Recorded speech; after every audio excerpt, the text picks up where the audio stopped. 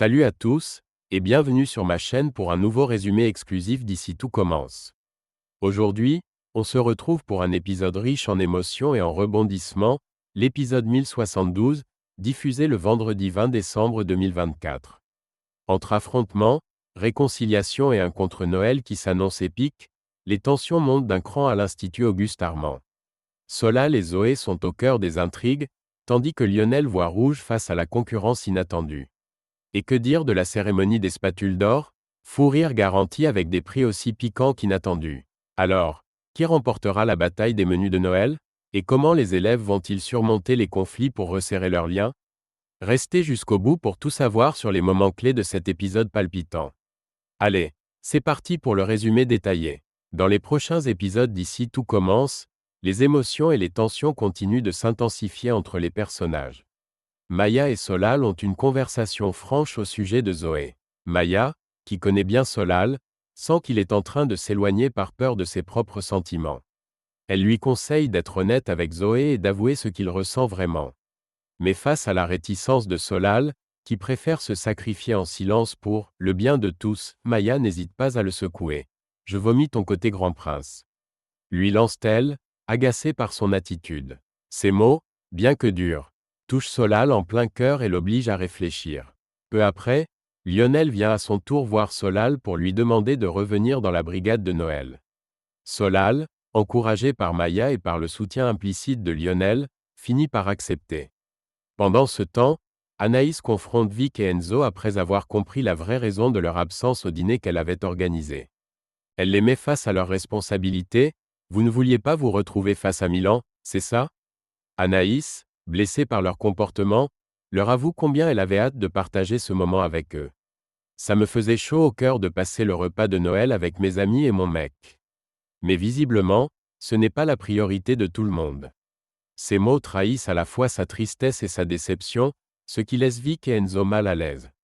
Conscients qu'ils ont blessé Anaïs, Milan décide de prendre les choses en main pour arranger la situation. Dans un moment inattendu, il propose à Vic et Enzo de faire un effort pour se rattraper. On pourrait lui faire une surprise, non? Leur suggère-t-il. Milan insiste sur le fait qu'un petit geste de leur part pourrait redonner le sourire à Anaïs.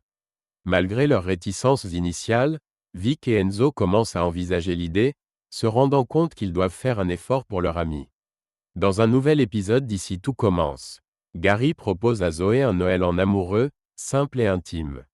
On pourrait se faire un petit ciné, rien que tous les deux, lui dit-il avec enthousiasme, espérant profiter d'un moment calme en tête-à-tête. Cependant, Zoé ne partage pas vraiment cet enthousiasme. Elle trouve qu'un Noël à deux, dans un cadre aussi minimaliste, serait tout simplement déprimant. Refusant de passer les fêtes dans cette ambiance morose, Zoé propose une alternative originale.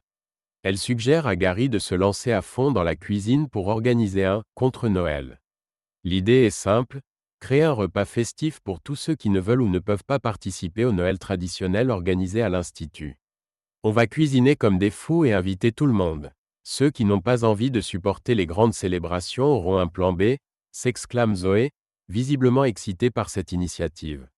Gary, un peu surpris mais amusé, accepte de jouer le jeu. Ce projet redonne de l'énergie à Zoé et la motive à transformer la mélancolie en une fête inclusive et joyeuse. Pendant ce temps, Gaspard continue à se faire remarquer par son attitude désagréable et ses remarques cinglantes. Cette fois, ses piques visent Sabri et Thelma, qui n'apprécient pas du tout ses critiques. L'ambiance est tendue autour de lui, et il s'isole peu à peu. Plus tard, Gaspard s'explique avec Alice, tentant de justifier son comportement. Il lui confie que trop de personnes ont manipulé son petit frère par le passé.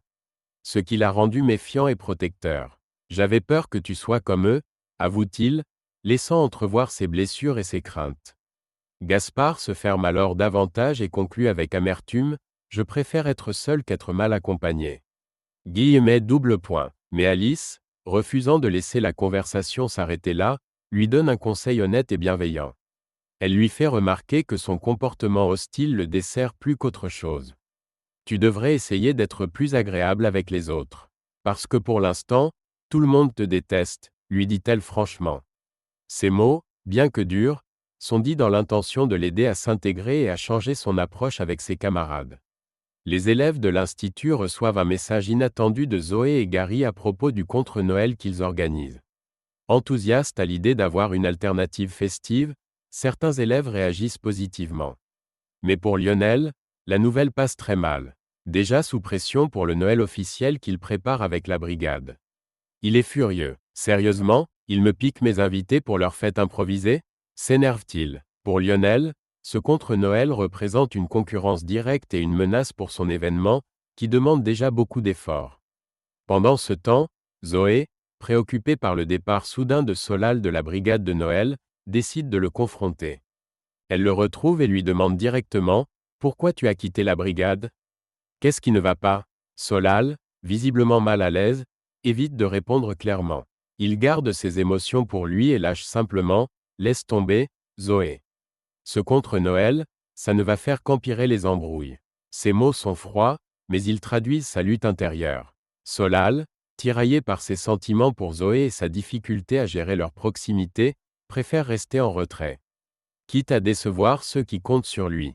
De son côté, Anaïs assiste à l'événement organisé par Zoé et Gary, un Noël improvisé en terrasse de la Maison des Marais.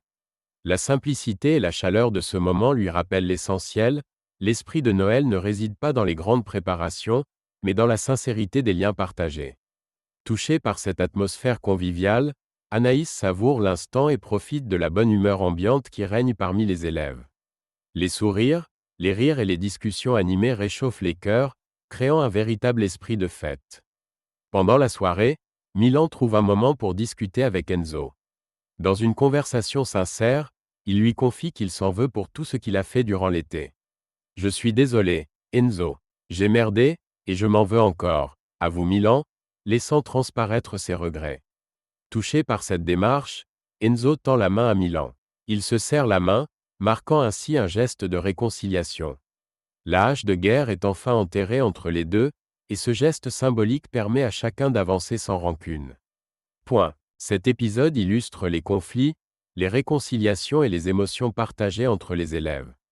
Tandis que Lionel s'inquiète pour son événement et que Solal lutte contre ses sentiments, Zoé et Gary parviennent à créer une ambiance chaleureuse et inattendue. La réconciliation entre Milan et Enzo apporte une touche d'apaisement, montrant qu'il est possible de mettre les tensions derrière soi pour aller de l'avant. La soirée laisse planer un sentiment d'unité, malgré les embûches initiales. Et promet de resserrer encore plus les liens entre les personnages. Tessier, fidèle à sa réputation d'exigence et de rigueur, décide de convoquer Zoé et Gary pour leur demander des comptes sur leur projet de contre-Noël. Curieux, mais surtout soucieux de l'image de l'Institut, il les interroge sur ce qu'ils comptent exactement organiser. Zoé, enthousiaste et passionnée par son idée, lui explique en détail sa vision. Elle souhaite organiser un pique-nique festif en plein air plutôt qu'un dîner classique au doubla. Je veux quelque chose de différent, plus chaleureux, explique-t-elle. Elle imagine une ambiance authentique et conviviale, avec des braseros, des plaids douillets pour les invités et une décoration qui respire la simplicité et l'esprit de Noël. Pour Zoé, l'idée est de créer un moment où chacun peut se sentir à l'aise et profiter pleinement de la soirée dans un esprit de partage et de simplicité. Tessier, d'abord sceptique face à l'idée d'un pique-nique, finit par se laisser convaincre par l'enthousiasme de Zoé. Toutefois, fidèle à son exigence, il impose des conditions très claires. Très bien. Si vous voulez un pique-nique, ce sera un pique-nique gastronomique. Quelque chose qui soit à la hauteur de l'Institut et qui impressionne. Pas question de bâcler ça. Il insiste sur le fait que même dans un format original, l'excellence doit primer, et que la qualité des plats doit être digne de l'image du double A. Pour s'assurer de la réussite de ce projet, Tessier demande également à Zoé et Gary de constituer une brigade expérimentée. Vous n'avez pas droit à l'erreur. Choisissez des élèves capables de sortir un menu gastronomique qui colle à votre concept, précise-t-il, ajoutant encore un peu de pression sur leurs épaules. Zoé, déterminée, accepte le défi. Gary, plus pragmatique, commence déjà à réfléchir aux candidats qui pourraient intégrer l'équipe. Ce moment souligne l'ouverture inattendue de Tessier face à un concept original. Mais aussi son intransigeance en matière de qualité et d'excellence. En validant ce pique-nique gastro, il offre une chance à Zoé et Gary de prouver qu'ils sont capables d'allier créativité et technique. Le défi est lancé, le contre-Noël devra être à la fois convivial, festif et d'une qualité irréprochable. Les prochains jours seront décisifs pour rassembler la meilleure brigade possible et relever ce challenge audacieux. C'est le jour J pour la tant attendue cérémonie des spatules d'or, un événement à la fois humoristique et décalé qui anime l'Institut. Tom, maître de cérémonie, mène les festivités avec son style unique tandis que Quentin assure l'ambiance musicale en tant que DJ. Les élèves se prêtent au jeu, alternant entre rire et surprise face aux prix distribués, parfois bienveillants, parfois bien piquants. Prix du Père Noël le plus claqué de l'univers, Mehdi. L'annonce fait éclater de rire tout le monde. Mehdi prend la remarque avec humour, même s'il s'amuse à bougonner que « le costume n'aidait pas ». Prix du critique gastronomique dont sa tête énerve plus que ses critiques, Malik.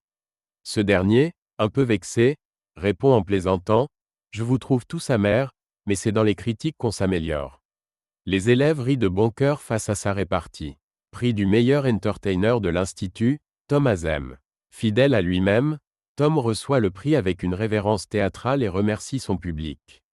Vous avez toujours su reconnaître le talent, lance-t-il, déclenchant des applaudissements moqueurs et admiratifs à la fois. Prix de la meuf qui se prend pour Tom Cruise alors qu'en fait elle a le cœur de la vieille de Titanic, Pénélope. Elle éclate de rire en entendant l'annonce et lève les bras avec autodérision. Ok, j'avoue tout, mais je reste l'héroïne de mon film. Double point. Prix du mec qui se croit stylé alors que c'est un gros connard, Gaspard.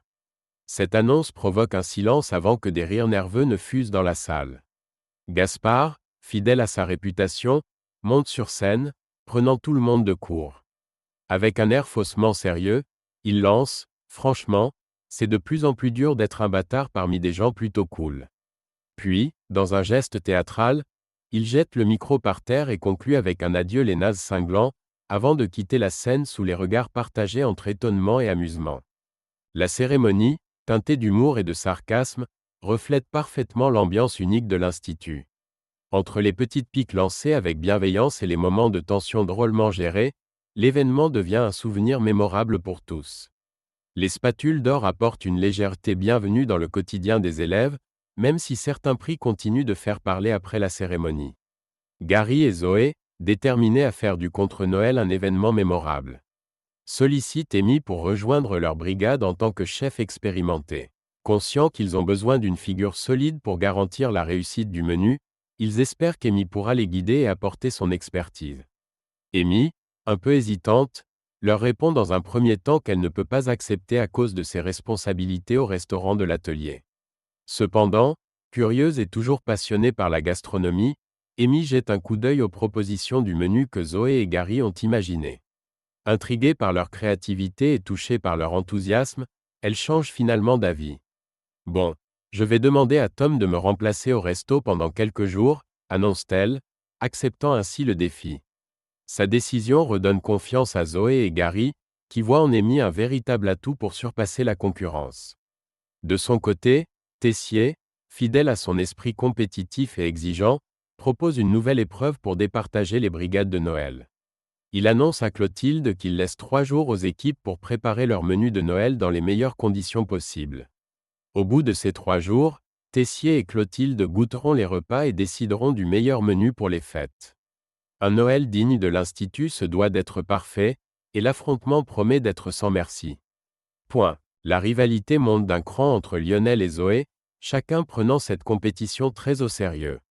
Pas de pitié, même si c'est la famille, déclare Lionel avec détermination, affichant clairement son intention de gagner. Zoé, tout aussi motivée, lui répond avec un sourire défiant, prête à tout pour prouver la valeur de son équipe et de son concept de contre-Noël. La question est désormais sur toutes les lèvres, qui va remporter le Noël 2024 de l'Institut? Avec 2 équipes en compétition acharnée, un menu gastronomique comme enjeu et des alliances inattendues, l'affrontement promet des moments de tension, de créativité et de surprise. Les prochains jours s'annoncent décisifs, et seul le meilleur repas pourra prétendre à la victoire tant convoitée par les brigades.